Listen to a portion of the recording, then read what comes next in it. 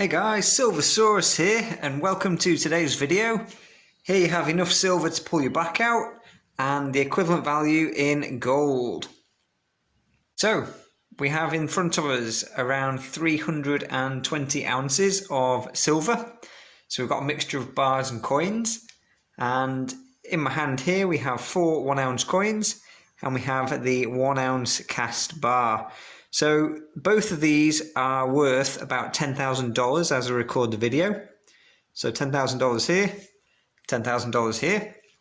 Clearly there is a bit of difference in terms of the size and density. So the ratio at the moment is around 77 to 1, which means 77 ounces of silver to 1 ounce of gold.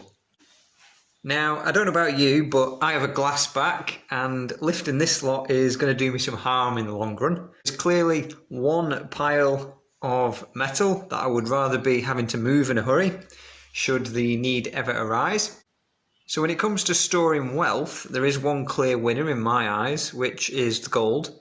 It just is so much more efficient to deal with, and in terms of the space, the size, it's much easier to deal with in that sense. The weight per the dollar amount, the weight per the pound amount is clearly a bit better with gold. Now, that could be a disadvantage as well when you are looking at the gold coins. Obviously, if you're expecting to have to barter and things like that, then storing 1-ounce gold coins might be too much value in one place. You might be better with something like the silver constitutional or some fractional silver pieces. Now, personally, it's not one of my main expectations or considerations. I do still have quite a lot of junk silver, although, my reason for stacking that is slightly different, but anything can happen in the world and we don't know. So the great thing about silver is it's very easily divisible. The 1-ounce coins, a very easy way. You've got 25 in these tubes. A very easy way to split the amount up. If you want something a bit more space efficient, you've got the 1 kilo gold bars. They stack up quite nicely.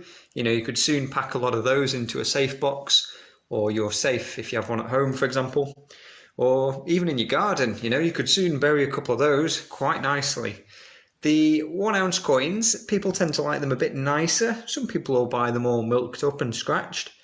But in general, if I had the choice between some nice shiny new bullion Brits and some knackered, scratched and scraped ones with milk spots, I'm probably going to take the shiny ones unless there is a huge deal and discount on the first.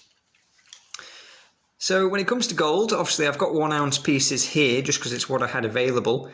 But there is obviously many fractional options with that. You could go down to the 1 gram bars. You've got 10th-ounce coins, you've got the sovereigns, 1/4 ounces, and even you've got bigger bars such as these. The reason I don't like the bigger bars in gold, well, not that I don't like them, but the reason why I haven't really seriously considered buying them is because there's so much wealth in there that, unless you're going to be spending millions onto gold, my entire gold stack in one of these would be basically all there. So I think there's a finer balance. If I had perhaps 300 ounces, then a couple of these in the stack wouldn't be too bad. But, sitting around 30 ounces, that is basically the whole gold stack. So I think it's good to have some options in terms of, when you want to sell. You never struggle to sell gold. You could always go to a dealer with the bar. Some of the smaller ones might not take something like that. You might have to go to a bigger dealer, but there'll always be dealers around who would.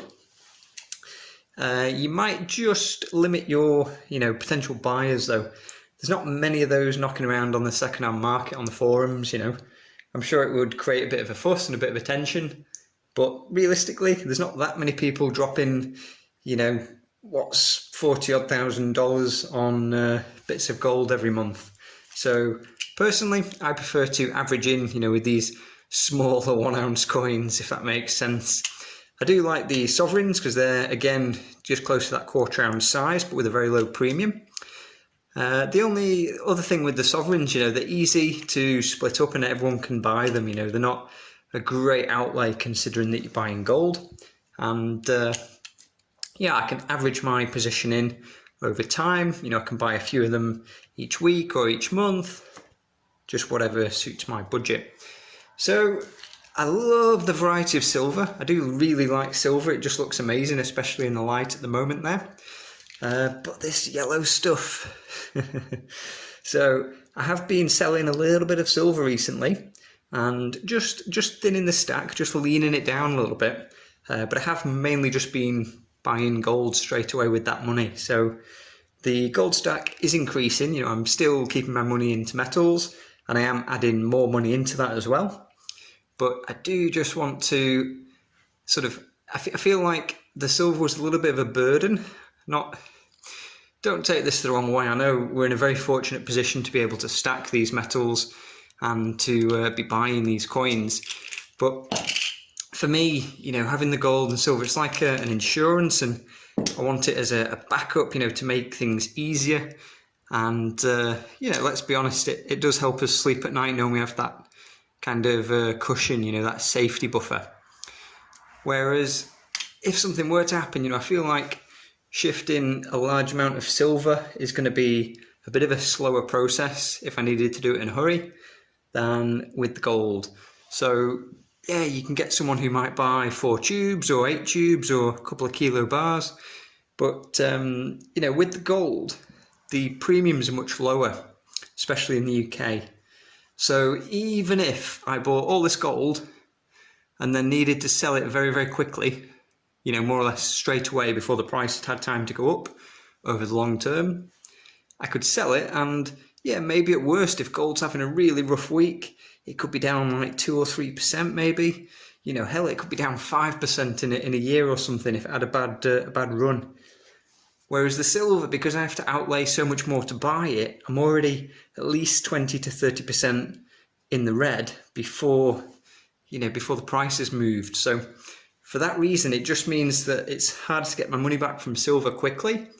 On the second-hand market, people are paying, more than spot price, but they're not paying the dealers' prices. There's some people must be buying from dealers, but, there's sort of more savvy buyers, perhaps, are really shopping around. They're really wanting a good deal. So that is my reason for just adjusting the stack a little bit. Like I say, not because I don't like silver. Silver's amazing, really like it, just looks stunning. But for me, just moving forward, I am just a bit more focused on the gold. And I am just switching a little bit of silver out for a little bit more gold. So hope you enjoyed the video. Catch you on the next one.